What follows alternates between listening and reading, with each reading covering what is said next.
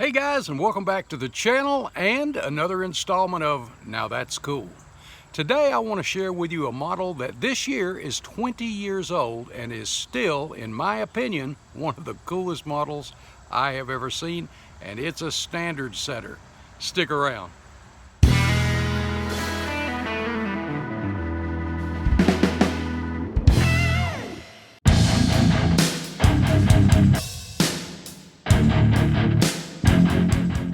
A little over 20 years ago, while visiting a couple of model car forums online, I ran across a guy by the name of Kemp.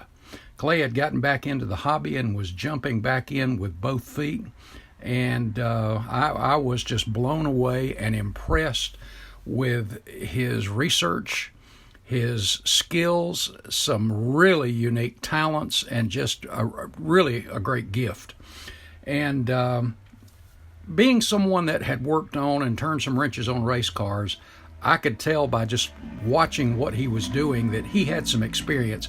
And as I got to know him, I discovered that that was true. Well, Clay and I met in 2004 in Atlanta. That was his very first big show.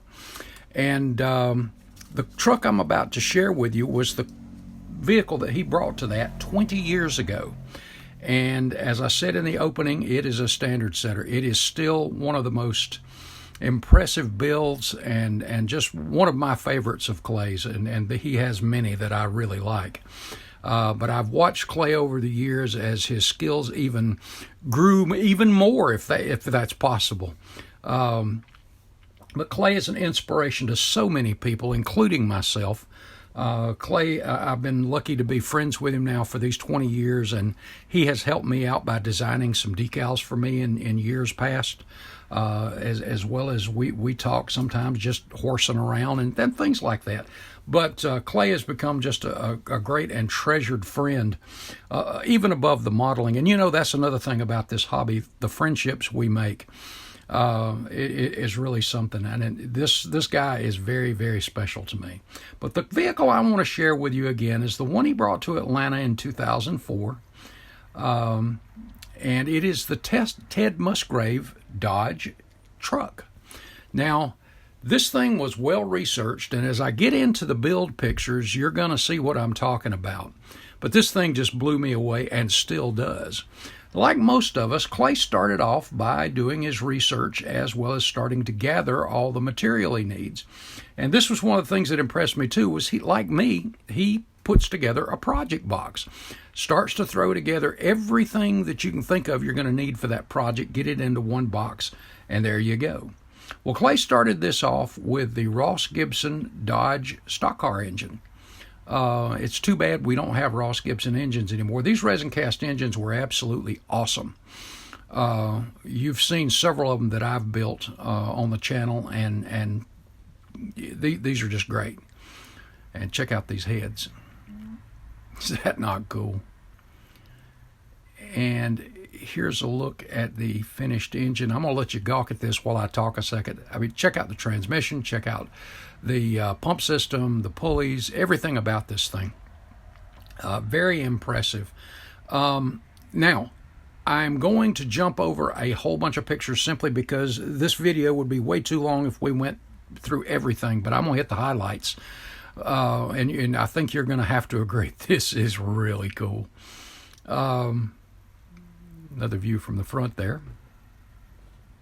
And like myself, he likes to use solder to create headers and exhausts. And you see the small strips of tape there. And you've seen that on my Superflow car type thing there too, where you got the weld joints where the pipes are put together. And check this out with the heat stains on them. Is that not just beautiful? I mean, really impressive. And this was the first super detailed kit since Clay got back into the hobby. There they are on the engine. And the engine installed. I'm getting a little ahead of myself on this one, but we'll move back around to that. Next up is the body.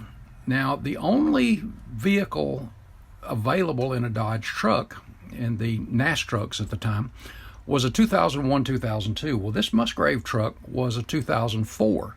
So it was going to require some extensive body work. And as you see, he got started. And impressive. You see the brass strip down there. Modification to the hood. Had some grooves, things to fill in there.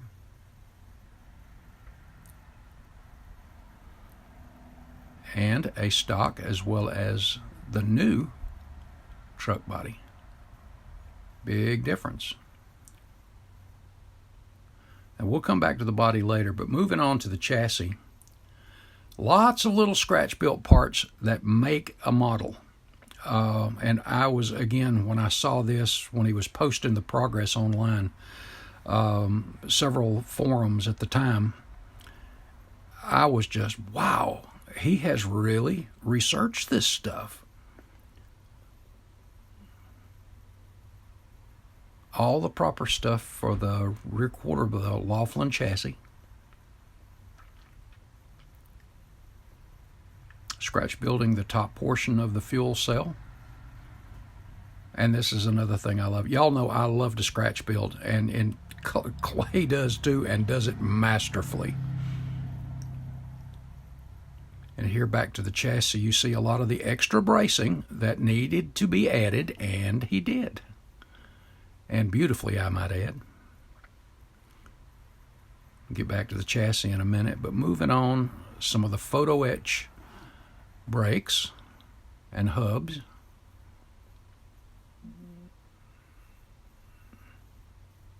Now, way before these seats were really even available in kit form, here you see some of Clay's, and if you go on his YouTube channel, he will show you how to build one of these things and detail it. And it's an absolutely outstanding video. And here it is, dressed out. Isn't that cool, guys? And then the dash. Check out the little details. This is modified, obviously, quite a bit, and you'll see the rest of it as we go on here. I'm getting ahead of myself a little bit. There's the other side of the dash where the electronic panel is. In the raw, and here it is when it's finished. Beautiful, beautiful. Moving up front on the chassis, here's the finished firewall. You notice all of your hydraulic lines, your brake lines, everything overflows. And of course the engine's not in it yet, but I'm glad he took this picture because you get to see everything before it's done. And by the way, he had smoothed out totally that firewall, and where the holes and stuff come in the thing, he filled those in and redid them. And you'll notice a few extra braces down there that are not in the kit, but are accurate. Other scratch-built items included the cool box. This sits beside the driver. You'll see it in the car in just a minute. And what that's wrapped in, by the way, is something I never thought of. I asked him at Atlanta, I said, what the heck is that? It's actually paper out of a cigarette pack, the kind of lining paper that's inside of a old cigarette pack. So if you know any smokers, have them save you a couple of empty packs. There you go. And then the decals, which I'm going to talk about his decals, which he designs and printed himself, but we'll get to that in a minute too. And then here's the duct, or the ductwork hose that attaches to that, and your wiring. And then move into the rear end. I love trailing armor rear ends. These are the ones that every car I worked on always had these. And so I'm familiar with the setup. The really super short track cars, we didn't have the rear end cooling pump. Didn't really need it, but everything is spot on as far as all of the lines are right where they're supposed to be. It's just fantastic. I mentioned the exhaust system earlier. Well, here's that the exhaust dump that hooks up to those headers. And here's a look at the bottom of the chassis with the rear end installed, as well as the entire exhaust system. And again, guys, this car, in my opinion, was way ahead of its time in model car technology anyway. That's just me, but this is still one of the coolest cars. Another look at it. Love the heat stains, just absolutely off the chain. And another look at that engine installed. Every line and wire already connected there. And if you'll notice on the driver's side, down toward the bottom, how the roll cage comes around the down bar, that is actually spot on.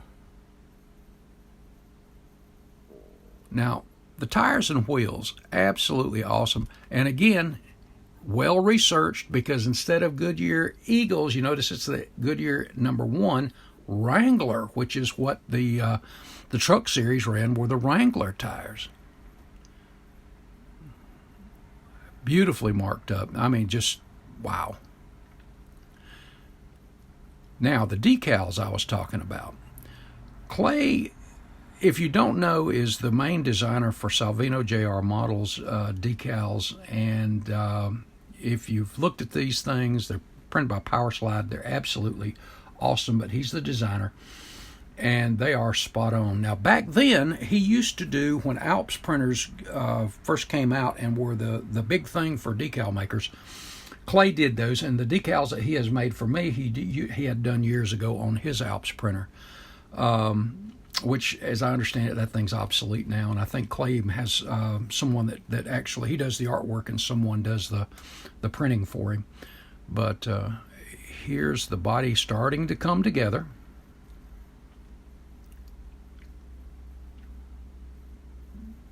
These things are just awesome. And check out the nose on this thing. All of the right tape over the grill, everything. And this is the 94 front end. Headlights, grill, lower valance there, everything just spot on. And you got to have a helmet for the roof. It's absolutely awesome. And here we get a look at the front end. Those brakes installed. I have loved this truck since the first time I saw it there in Atlanta. And I did not mention it yet, and I was going to save it to the end, but here's the finished truck. It was displayed on a mirror so you could see all of that beautiful work underneath it. And this was, in 2004, the best in show at the Atlanta Southern Nationals, and so well deserved. Another angle. And when we get a look at this fuel cell in a minute, the whole back in there. There's a look at those back suspension and that back panel open.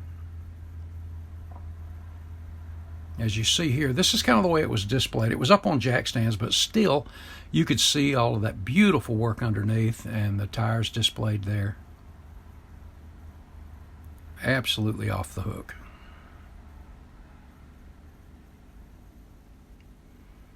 And we got a great look at that beautiful engine, but check out underneath here. You got the reflection off the aluminum panel that's up. You've got the fuel cell in there. You've got the air vents for the oil tank. And you see on the left side there at the hinge the tether, which is accurate, and that tether's under the hood too, which you'll see here. Right here, the tether on the hood. So in a wreck, the hood wouldn't come flying off, or the deck back there. Great stuff, huh? and I love the slope, the look of the nose. And again, guys, for a 04, this is spot on. Beautiful. And again, a look at the way it was displayed. Guys, one of my all-time favorites of Clay's, and he's done so many other ones over the years.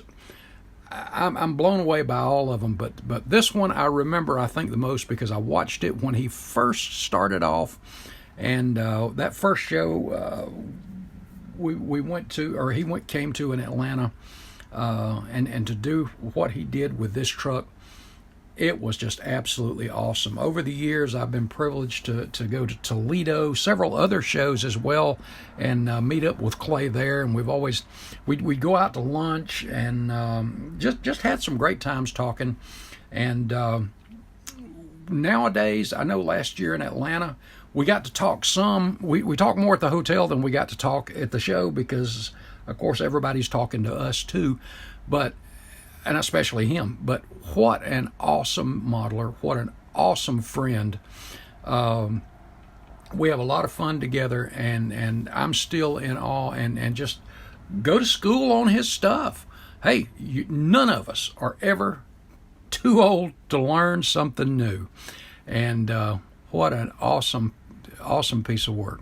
Well, that's cool for this month. Guys, hope you enjoyed this. I know this, because it's 20 years old, some of you guys probably never saw this thing. But what an awesome piece of work. Hope you enjoyed it. Be sure you check out HobbyNut Models.